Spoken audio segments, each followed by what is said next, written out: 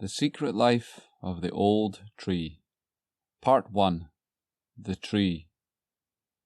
Once upon a time, deep in the heart of a big green forest, there stood a magnificent old tree. This tree, with its twisted branches and thick leafy top, was protection for all the small plants and flowers that lived beneath it. They all lived together in peace in this shared home. The old tree had stood tall and proud for many years, its roots connected with the rich soil of the forest floor.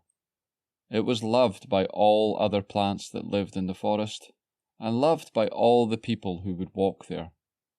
Many people would sit beneath the tree in summer to have lunch, and on other days people would stand under the tree to stay dry when it rained. But one day, some troubling news started to spread through the forest. The local council had decided to build a new road through the forest, and the old tree was making their plans difficult. The council saw the tree as nothing more than an obstacle, something which was preventing their progress. But to the plants and flowers that called the forest home, it was so much more. As words of the council's plans reached the small plants and flowers that lived beneath the tree's old branches, they knew they had to take action. Many of them were only tiny little plants, but together they were strong, and they were determined to protect their beloved home. And so, one night, under the cover of darkness, the plants and flowers gathered together to make a plan. They whispered to each other and rustled their leaves in a secret code. Their voices travelled on the gentle breeze, and soon all the plants and trees in the forest knew of the plan to save the old tree. "We cannot let them destroy our home," said a brave little daisy, her petals trembling with determination. "We must find a way to stop them." The other plants and flowers nodded in agreement, their leaves rustling with excitement. They knew that if they worked together, they could overcome anything. Part 2. The Plan. The next morning, the council workers arrived with their big destructive machines and important-looking people with bits of paper and silly-looking helmets. As they moved the machines into place, they noticed something strange. The forest floor was moving. It was alive. Tree roots and vines wrapped themselves tightly around the big digging machines and squeezed as they crushed and crunched and threw them back down to the floor. All of the workers were so frightened they jumped out and ran towards the town.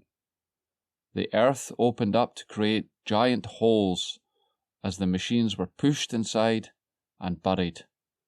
As the holes filled back up, they were quickly covered by flowers and plants until there was no evidence that anything had changed, and the machines had disappeared. For days and weeks, try as they might, the council workers could not make any progress. It was as if the forest itself was fighting back, determined to protect its own.